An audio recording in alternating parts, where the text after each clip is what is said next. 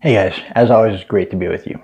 So this weekend, a group calling themselves the NFAC militia assembled at Stone Mountain, Georgia, for in spite of the aggression of their message, a mostly peaceful protest.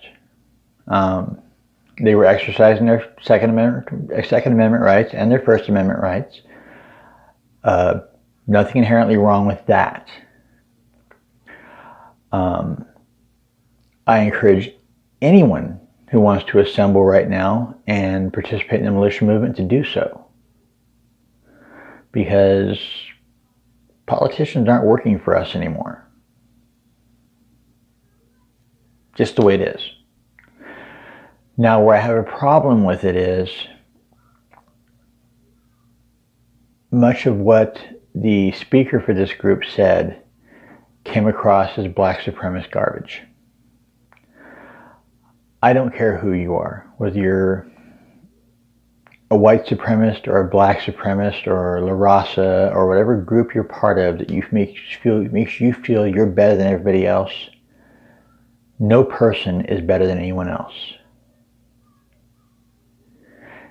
Jesus Christ did not have a preference list when he laid down his life for us.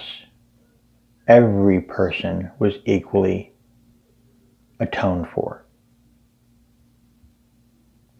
That's the end of that argument. Pure and simple. Now, if you're saying that this group should not be able to assemble and be a militia because they're black, you need to do some soul searching. Just like if you're black and you're saying that we shouldn't be able to do it because we're white, you need to do some soul searching. Just saying. I can understand that to some degree the anger these young men feel, because there have been evils propagated against their people. Lyndon Johnson started a catastrophic and cascading effect that has led up to what we have now. Lyndon Johnson encouraged young black women to throw the fathers of their children out of their home and to become dependent on a government that only wanted their vote to keep them in power. Pure and simple. Lyndon Baines Johnson, a Democrat, had a simple goal of making people dependent on the government. He created a generational issue caused mostly by the fact that you have generations of young black children growing up, and instead of having fathers there to instill pride in them and teach them who they are and what they've achieved in the time since this country's been founded, what they have, instead of that pride and that sense of self, what they have is a generational branding of dependence put upon them. Their entire worth is based in making others feel guilty for something they didn't have anything to do with,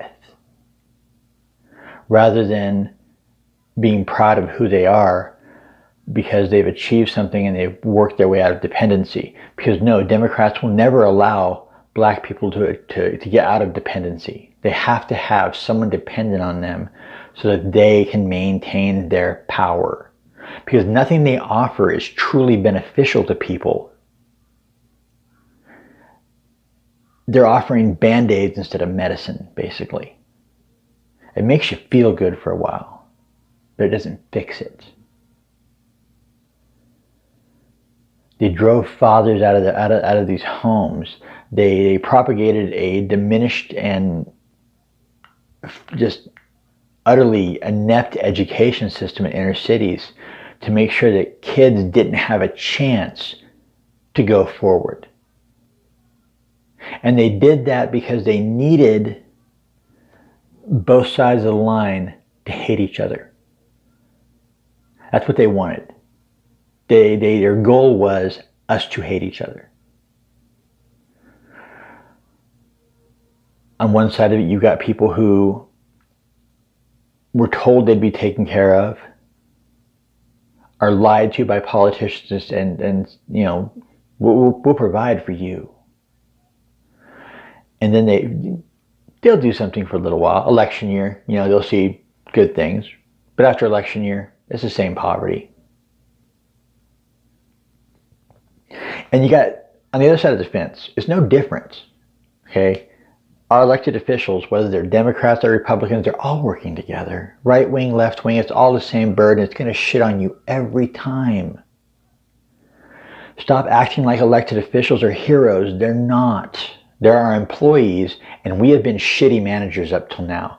And this is what it's led to.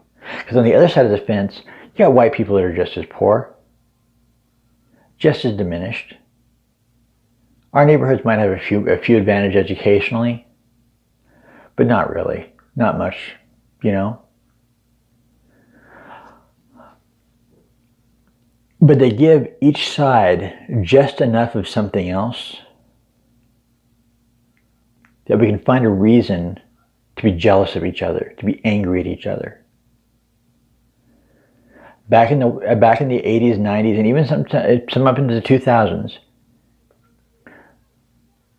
white families were more likely to get the higher end of food stamp allowances in poor neighborhoods. So they had food. And back in the 80s and 90s, it wasn't like it was now. They had like paper books of like you had to tear the paper, like $1 to $20 increments out and hand them to the cashier. So people could see that one side was getting more than the other. So right there, black people had a reason. Well, you're sitting hungry and you're seeing someone else get more help than you, but you have the same size family and the same essentially city, neighborhood, whatever. You see one side getting more than you in some cases. That's a reason to get angry at people.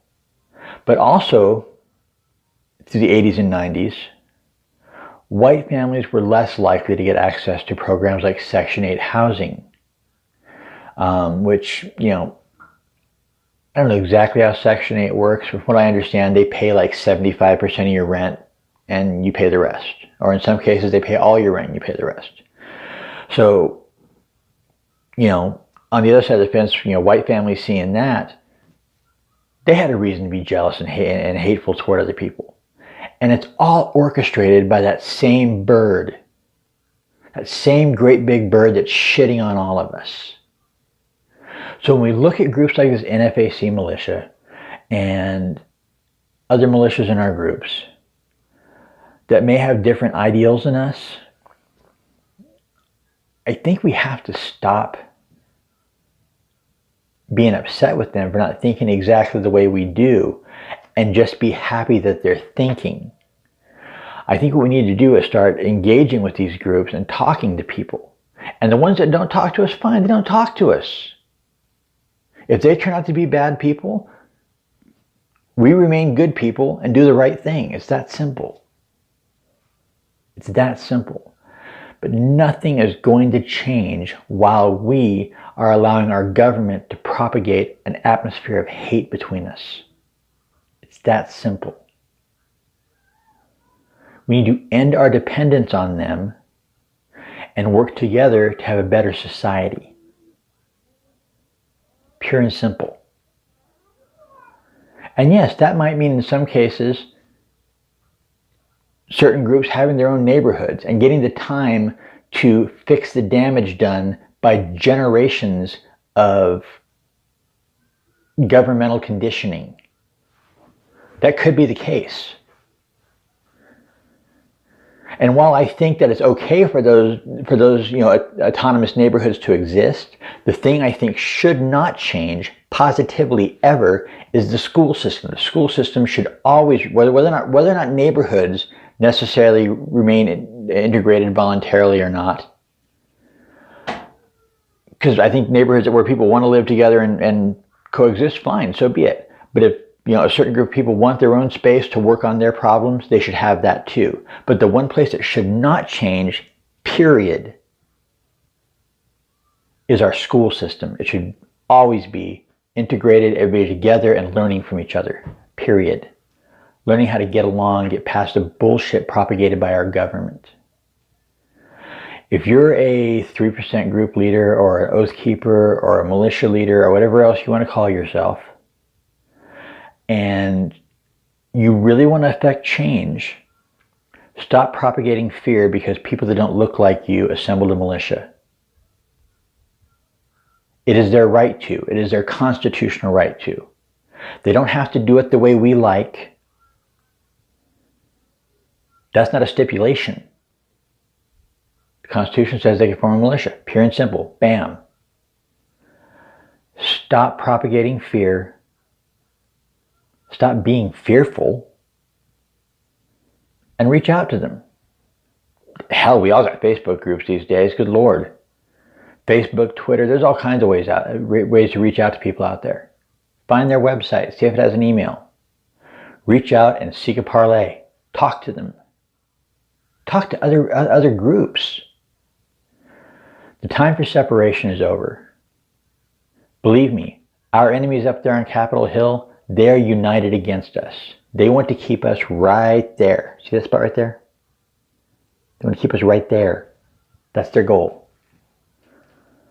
And while we're all squabbling over petty shit, they can do that. Just some things to think about. As always, folks, we're all in this together. Be decent to each other. God bless.